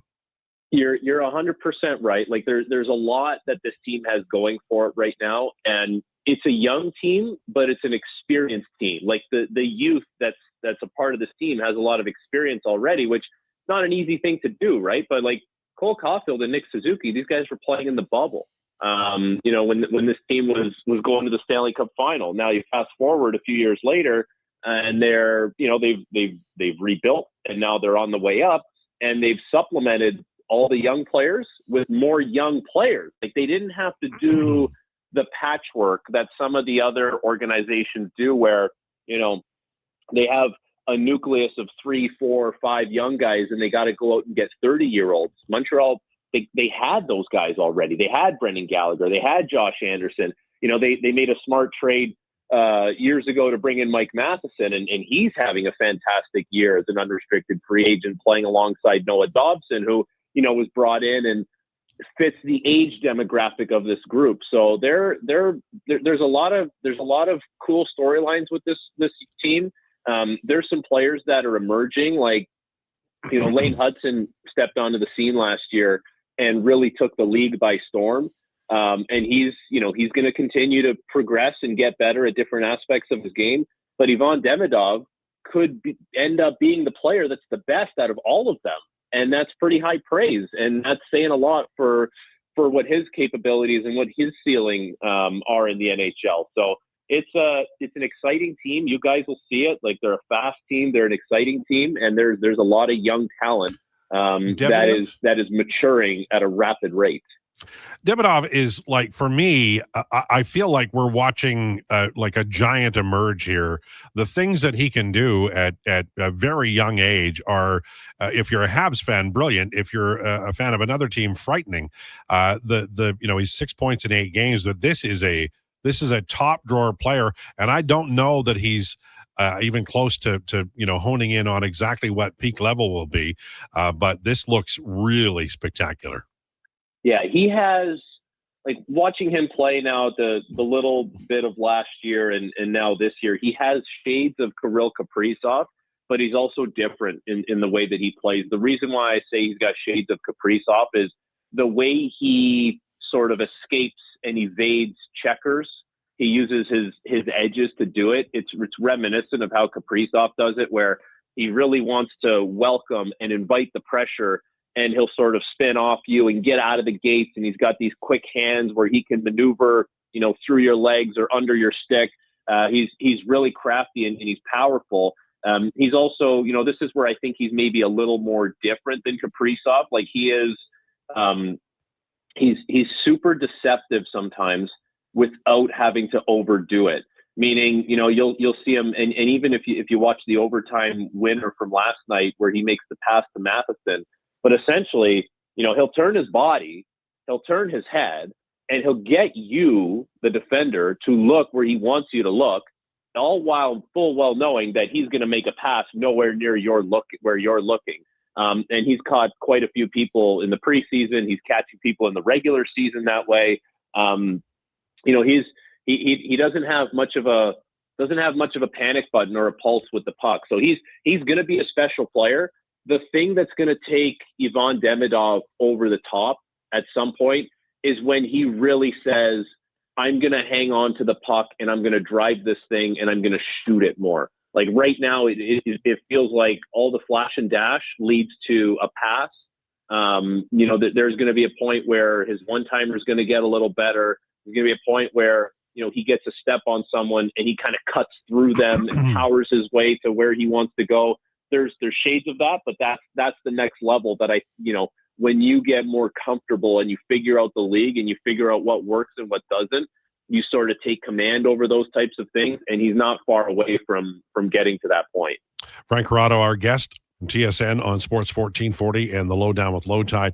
On the day that the deal was made, July 1st, I said, what is St. Louis doing by trading Zachary Bolduc? I'm just wondering if there's an answer, because it didn't make sense at the time, and he's got 4 goals in 8 games. The St. Louis point of view for this trade is interesting because, why would you want to move on from a player like Zachary Bolduc, who, has almost 20 goals last season, is a defensively responsible player, can play up and down your lineup, and quite frankly, plays a mature game for such a young guy in the league. I think what it came down to in St. Louis was they had, someone like Jimmy Snuggerud coming up, and they have young forwards already that I just think they looked at it as a position of strength that they could try and acquire a puck-moving defenseman. And if you're Montreal, you looked at it and said, well, our young D-core is a position of strength, and we don't have room for everyone. Like, we're probably not going to have room for Logan Mailloux because at some point David Reinbacher has to make the jump. So, if you looked at it from both sides, their point of views when it happened, you could make sense of it. But the reality is, at this point, Zach Bolduc is a much more refined and more established presence in the NHL than Logan Mailloux is, and honestly may ever be. Like there's still some holes in Mailloux's game that he's going to have to figure out. But you talk about being a perfect fit. Zach Bolduc is that. He has all the makings of a fan favorite in Montreal. Of course, the Quebec connection is very important to the fan base there, and that resonates with the market.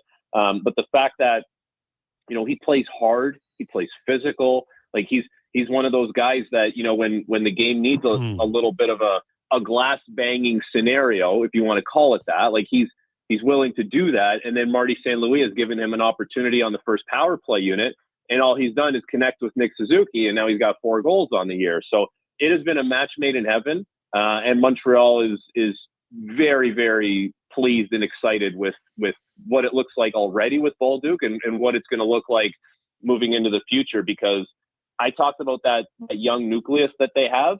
Like he's a part of that. He's a part of the Suzuki, Slavkovsky, Caulfield, Hudson nucleus, and he's basically just got here. Whenever I see, I'm a Bruins fan going back to Bobby Orr days. So whenever I see a young goalie emerge in the Montreal Canadiens silks and post a 1.47 goals against average and a .950 save percentage, my heart sinks and I get a bad feeling. And I'm not saying that he's Dryden or Patrick Waugh, but Jacob Dobas, tell us a little bit about this player who is emerging in 4 games and has done very well. Yeah, he stepped onto the scene last year, and there was no shortage of confidence. And that was something that we heard, when he got called up from Laval, like, watch this kid. He's confident. He believes in himself. He's very athletic, and he's an aggressive goaltender. And for better or worse, that's kind of how he operated last year. And he gets the shutout in his first game in Florida, and then proceeds to win 4 more in a row. So think about that. 5 wins in a row, gets his team 10 points. They don't make the playoffs without Jakob Dobas last year. Like, that is a fact. That's 10 points in the bank in a very tight situation for them. What happened, though, was down the stretch, Samuel Montembeault had to play a ton. Like, he ended up playing 62 games last year, Montembeault. They don't want him to play that much this year. And with Dobas last year, because he's so athletic and he was so aggressive, teams were getting him moved around. They were finding holes. They were getting him to overcommit. They were getting him to open up. And this summer, he said that, a big focus was going to be to maintain the athletic ability, but not get opened up the way that he did last year. Like, have a little more of a a calculated approach in the net and keep things more compact. That was the word we heard a lot through training camp in the preseason, be compact. And sure enough, like he has shown that whatever he did in the offseason has clearly worked, because he's not, he's not going to be the backup goalie that only plays the second half of back-to-backs this year. He's just not. He's outperformed Samuel Montembeault to this point in the season. His teammates have a lot of trust in him, and listen, I always appreciated when my goaltender had a little bit of extra oomph, like a little bit of swagger in the net. You could sense it as a player, and it gave you a little more confidence. He has that, which is something that, is not easy to come by, but he has that swagger. All right, Frank Corrado joining us. We've got some questions for you to end, a couple of them from listeners. JP is asking how Dobson has looked, and Rockford wants to know, do you think Montreal would part with Reinbacher if it meant getting Nazem Kadri? I don't know how the cap might work on that, so maybe it's just one of those summer ideas. But thoughts on Dobson and maybe acquiring another center? Dobson has been excellent, but last night, Islanders, if you watch the Islanders play over the course of Noah Dobson's career, aside from the fact that, he basically scores 10 goals every year, which is great, and he had 70 points 2 years ago, Noah Dobson is prone to the big giveaway or trying to do too much, a la, Evan Bouchard, like cut from the same cloth, essentially. Yeah. He hadn't had any of those moments. It was going really smooth. And then last night he tried to do too much against Calgary. He got burned for it on the Klapka goal. And I think if you're a Habs fan, collectively, you all said that's what the Islanders were warning us about right there. But we're 8 games into the year, and it's happened once. Honestly, I can tell you it's happened once. He's fit in perfect with the way they want to play. One of the big changes they wanted to make this year was, let's defend up ice more. Let's not allow teams to get into our zone. So rush defense was a big priority for them. So the fact that Dobson, who skates very well, plays with Mike Matheson, basically skates like he's floating on the air, they've been able to do that and defend up ice more. And it's helping the team and, spending less time in their own zone, getting pucks out of their own zone. So he's fit in great. It's up to him, though, to not have more moments like he did last night and remind Canadiens fans what Islanders fans were telling them about the entire time. The David Reinbacher one is an interesting one because they draft the guy 5th overall, but you have to think that this team, given where they're at, on the precipice of maybe turning from playoff contender to at some point trying to become a Stanley Cup contender, would have to make a splash. They would have to bring in a centerman that moves the needle, you would think, in theory, and that's your chip. That's your guy. But I just wonder, is the cat out of the bag with other organizations? Do they look at David Reinbacher and say, probably shouldn't have been the 5th overall pick. Right. We're not going to buy into what the potential could be that you're trying to sell us because we don't think it's as high. We don't think it's as high as you're trying to sell us on. We'll see, but he's had some rotten luck with injuries. That seems like, though, if you're gonna have a trade chip, and try and sell someone on this could be a future, piece of your organization drafted 5th overall, I would, this is me speaking, I would think that should be on the table for them. All right. I enjoyed this very much. Thank you. Enjoy the game. Okay. Have a good one tonight, guys. There you go. Frank Corrado from TSN, hockey analyst, former professional healthy scratch. I'm going to ask Strutty if he ever thought of putting that on his bio. And then I'll run. He blocked a lot of shots. I should be able to get out of the way. Okay, on the way, it's Declinations. We're talking the final edition, probably, of Declan CFL. Straight ahead. Lowdown with Lowetide on Sports 1440 and YouTube. Hey everybody, it's Jason Stradley. How would you like to join me and the superstars of hockey on an exotic holiday? Join us on a 7-night cruise through the Mexican Riviera, leaving from Los Angeles and including Cabo, Mazatlan, Puerto Vallarta, and more. While we relax and cruise the tropical waters, you can attend an intimate meet and greet with legends like Bill Ranford, Fernando Pisani, Kelly Buckberger, Ron Lowe, Gene Principe, Jack Michaels, Louis DeBrusque, and more. There's still time to get in on every hockey fan's dream cruise. Book now and save $500 per couple. The Edmonton Hockey Legends Cruise. Price start at just $23.99. Part of the proceeds support the Ben Stelter Foundation and Kids with Cancer. Visit cast.tours/Edmonton. Call 1-833-347-7678. Call now to book and save $500 per cabin when you mention promo code Stingray Radio. That's cast.tours, 1-833-347-7678. Edmonton's home for sports is Sports 1440. After every game this season, tune in to Andrew Walker for the post-game show. Let's talk some hockey. Let's talk about the game on Sports 1440. It's a new season, Edmonton, which means it's time for new offers. Play Alberta is offering odds boosts on every Oilers game all season long. This is your chance to score big. And for a limited time only, our listeners can get an exclusive $50 free bet when they deposit $50 using code Gregor50. That's code Gregor50 for an exclusive $50 free bet. Alberta wins with Play Alberta. Must be 18 plus to play. If you gamble, please use your game sense. PlayAlberta.ca. I'm Rick Showers from No Bull RV, and if you're serious about selling your used RV, then I'm serious about getting you the money you want. You're not the only one who wants to spend the winter in selling mode rather than storage mode, and we're happy to help. People come to No Bull RV 12 months of the year, right, Rick? That's right, Bob. A used RV is one of a kind, which means when the one you're looking for comes along, customers quickly pounce on it. So if you've outgrown your RV or you're looking to upsize, downsize, or just turn it into cash, come see us at No Bull RV. You have to be serious about selling, though, right, Rick? Better believe it, Bob. This is for people who truly want their RV gone. If we're going to store your RV for free all winter, it has to be priced to sell. And that's why customers come to No Bull 12 months of the year. Because you never know when the perfect used RV is going to arrive. And if it's here, it won't last long. And that's No Bull. NoBullRV.ca. We're cheering fight on Edmonton. We're marching right on Edmonton. The Lowdown with Lowetide on Sports 1440. Author, musical connoisseur, sports know-it-all. Yes, a man for all seasons. Presented by Wolf GMC Buick. We're making it easy. WolfGMCBuick.com.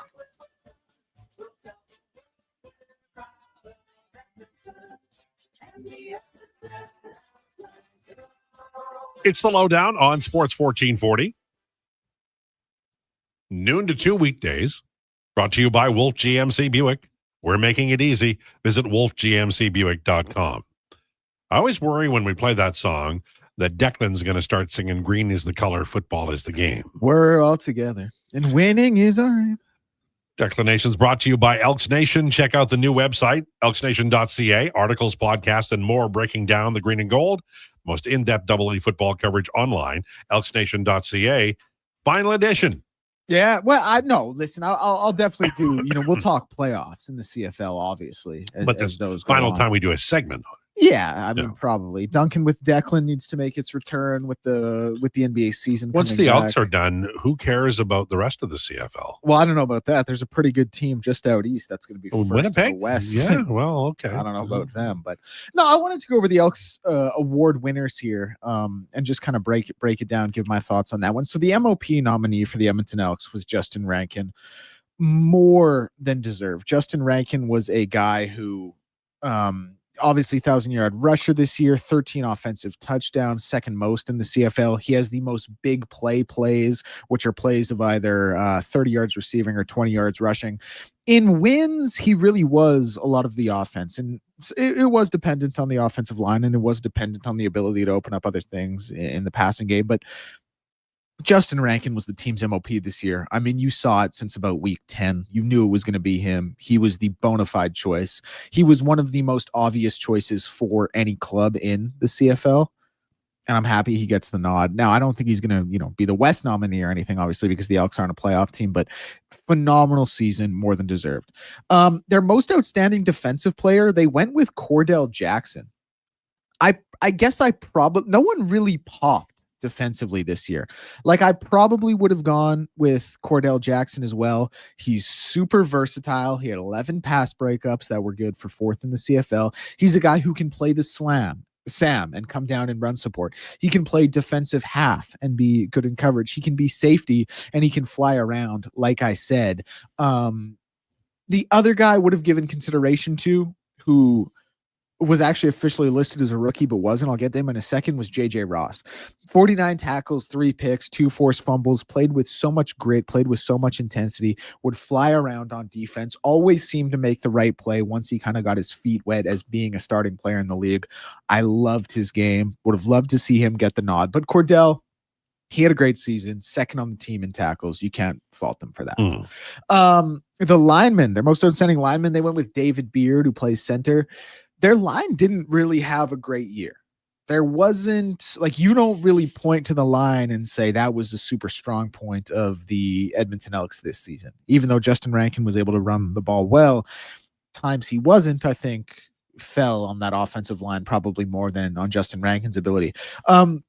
Carter O'Donnell, who came in late, like he only had 5 or 6 games with the club. He was the best offensive lineman for sure. I get that you can't give it to him only playing 5 or 6 games and signing late, but he was the best offensive lineman. Even still, I probably would have gone with Mark Corte over David Beard. But again, this unit was not, it wasn't exactly a strong suit for the Elks this year. Their most outstanding Canadian, they went with Joel DeBlanco. Thought he was more than deserved. He led the team in tackles. He worked the hardest. That's what I tweeted. He worked the hardest. Like, he was a guy who, he just loves to tackle. Like, some players love to tackle. Ray Lewis was a guy who loved to tackle. If you want a CFL reference, Solomon Elimimian was a guy who loved to tackle. Chip Cox was a guy who loved to tackle. Joel DeBlanco falls into that category. Like, he flies around to every ball. He's always rolling with the play. Early when he started getting starts, because he also, this is another reason why it's impressive that he was the most outstanding Canadian nominee in a sport, in a league where you have to start a set amount of Canadians. And led the team in tackles. He didn't start the season, so he came in, and like I said, early he was taking his angles a little bit poorly. He was playing with a little bit too much nervous energy, but he corrected himself, and more often than not, you found him leading the team in tackles. So I like Keon Julian Grant would have been my second choice. Led the team in receiving, I believe, or was just behind Curley, but had 7 touchdowns. Curley had 4. So Can would have been my second choice, but I like Joel. Rookie, they went with Jalen Garnes. Again, similar to Cordell, very versatile guy. Now has kind of found himself stapled to the safety spot a little bit, but can play Sam, can play defensive half. I wanted it to be JJ Ross because here's the thing. JJ Ross is listed on the Elks roster as a rookie, but he actually played, and he was a practice squad player brought up to the active roster with after Bynum's injury and after Manny Ragumba got released and they had to shuffle some things around in the secondary. He actually played 1 game last year. So he's not eligible. He's listed as a rookie on the Elks website, on their roster. So is it 1 game, or was it that he was on the... No, so the rule is you can't be eligible to win Rookie of the Year if you've played 1 regular season, playoff, or championship game in either the CFL or the NFL. Okay. And he actually played week 12 in Montreal last year for the Elks. Had no idea. He didn't have a stat line. I'll have to go back and find the tape. But so JJ Ross not eligible for Rookie of the Year. So that said, I think Jalen Garnes he's a good shout. He had 54 tackles. He had a pick this year. He blossomed in his role and he was versatile, like I said. Then the special teams nominee, Javon Leak. I mean, you weren't going to give it to your kicker. Jake Julian is honestly probably one of the best players in the CFL, but again, he came here late, so you're not going to give it to him. Cody Grace, the first punter, got benched. So Javon Leak, obvious choice there. Obvious choice. Now, as far as the game this week, this is the thing I think, because I think a lot of people look at this game like it's a nothing game, like who cares? My takeaway for the game this week against the Stampeders is that, one, the players, you're always playing for jobs. Like, the CFL is a league with a lot of turnover and more turnover now than when I was a kid watching the game. And probably, even more than that, it was back when you were watching the game. But Eddie Steele always talks about this. Like, there are so many Americans coming out of college every year who don't make the NFL. And you're only allowed to have 19 American players on your CFL roster. So if you're an American guy and you can't cut it and you can't show you can play for your job, they are going to bring in someone younger and fresher and hungrier and cheaper. And it's awful because they can do it any day of the week. Yes, and it is the reality. So you need to, if you're one of these Americans, you need to take any chance you can to play for your job. So that's going to factor in. The other thing I would say, Coach Killam was with Calgary for like nearly 2 decades. Left kind of unceremoniously. The season series is tied 1-1. I promise you, Coach Killam wants to win that season series. Oh, yeah. So I think you're going to see the Elks come out and play hard, play with a lot of intensity, go out on a high note, get a win for their coach. Coach Killam, I'm sure, is going to draw up a heck of a game plan. But I just think sometimes in these games when the Elks are out of playoff contention, there's kind of a like, yeah, what's the point? Those reasons I just laid out are the point. Well, yeah. And the like, it's brutal. One thing I don't like, and they used to do it a lot. George Brancato, when the NFL cuts happened, they would just slice half the roster. All the offensive line would be gone, and he'd be bringing in folks from who were cut by NFL teams, and they were higher quality. But it was brutal. It was a brutal time. Yeah. In the Canadian Football League, and the Riders would finish 5-11. 3 of their wins would be after this big changeover, and then they'd be tough in the postseason because they were a different team, right? Yes, 100%.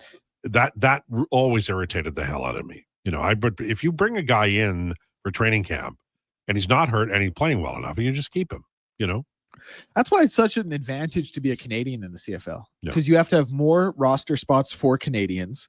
There are certainly less CIS schools to pick from. Yeah. And there are kind of less kids going into football in general than there are in America. So They have relaxed the rules now. I mean, if you were 11 and you flew over Toronto, they'll count you as a Canadian in the CFL. I'm a big believer and a big booster in the CFL Canadians and the starting spots for Canadians. It's kind of funny you mention that, because the Elks' most outstanding Canadian nominee, Joel DeBlanco, like, he was born in Washington. Mm-hmm. Went to university at Cincinnati, but his grandparents were born in Edmonton. So, well, CFL teams do spend time because it has been relaxed, and I totally get that. And I love I love having great. Was it Cameron Judge played at UCLA or something? And when he came up here, man, he was so damn good, and you knew right out of the box he was something else.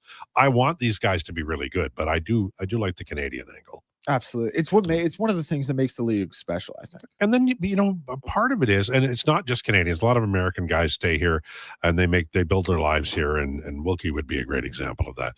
But I do like the players hang around and then they become part of the community, Don't have to teach like Heck Potier, but you just be part of the community. It's okay. Yeah, absolutely. Cody Fajardo just made reference to that. Like, he's like, I found my, like, if I hope I'm not misquoting him. Even if it's just that you like Dave Jameson and want to live in the same city as he does. That's why I'm still here. Yeah. So I've turned down offers to leave. I know you've turned down offers. I know that. And I appreciate you. Hey, thanks. Although the emails to the boss are getting a little targeted. I know you don't appreciate I'm not those. saying who should be gone, but he comes in about 11:45 and leaves at 2:02. I mean, come on. Like your Paul calling the kettle black. It's between, me and Sam. Yeah. Are you done? Yes. Okay. LT, I could not believe how many Eagles fans were at the Vikings game. They were so loud. From Husks. They travel well, and they also have won more often lately, right? Like, the fan base really becomes loyal when they're winning. It's so much fun when your team wins. Oh, it's so much better. I'd forgotten because, it'd been a long time since one of my teams won any blessed thing. But when they won against the Patriots, I will remember that. And I love the second win, don't get me wrong. But when you go a long time without winning, and I swear to God above, that Tom Brady damn near won that game on the final play of the game. I'm not kidding. You go back and look. That was it was knocked down in the end zone, but it could have been caught. And if it had been, I would have given up sports. I would have played Parcheesi and collected stamps for the rest of my life. That wouldn't have been a bad way to go out. Parcheesi?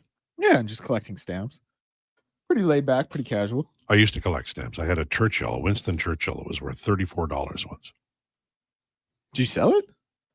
I think my mom threw it out.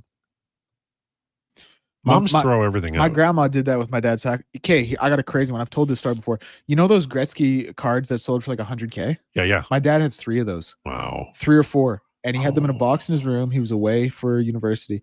And my grandma gave that box to a neighbor. This would have been like 1989 or so.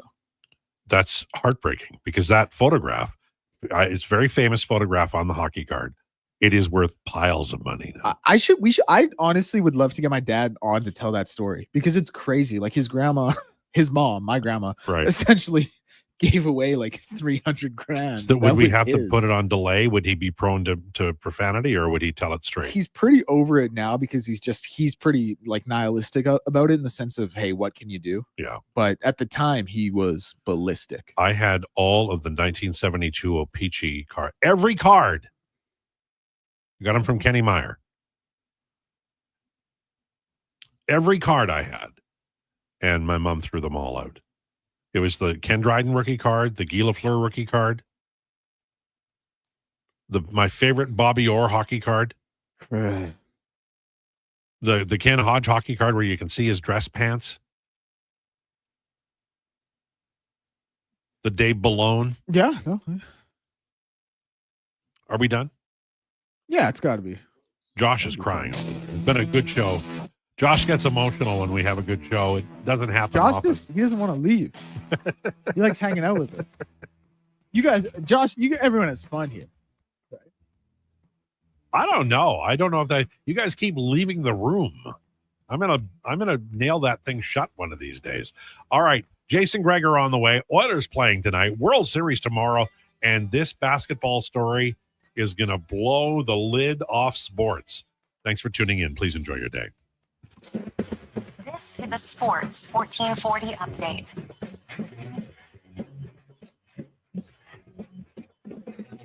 Brought to you by Loca Quality Market. Your fridge just got an upgrade. Over 200 chef-prepared gourmet meals waiting at Loca Quality Market. Shop local at loca.ca. Shocking news out of the NBA as Blazers head coach Chauncey Billups and Miami guard Terry Rozier have been arrested by the FBI on gambling charges, with Rozier being named in a sports gambling indictment and Billups being involved in an illegal poker ring with several organized crime families being involved. Oilers back at Rogers Place tonight as they host the Canadiens with Matt Savoie on the top line for the first time in his NHL career. Puck drop at 7. Elsewhere in the NHL, the Canucks head to Nashville. The Jets host the Kraken. The Panthers and Penguins facing off. The Kings take on the Stars, and the Sharks and Rangers go head-to-head in New York.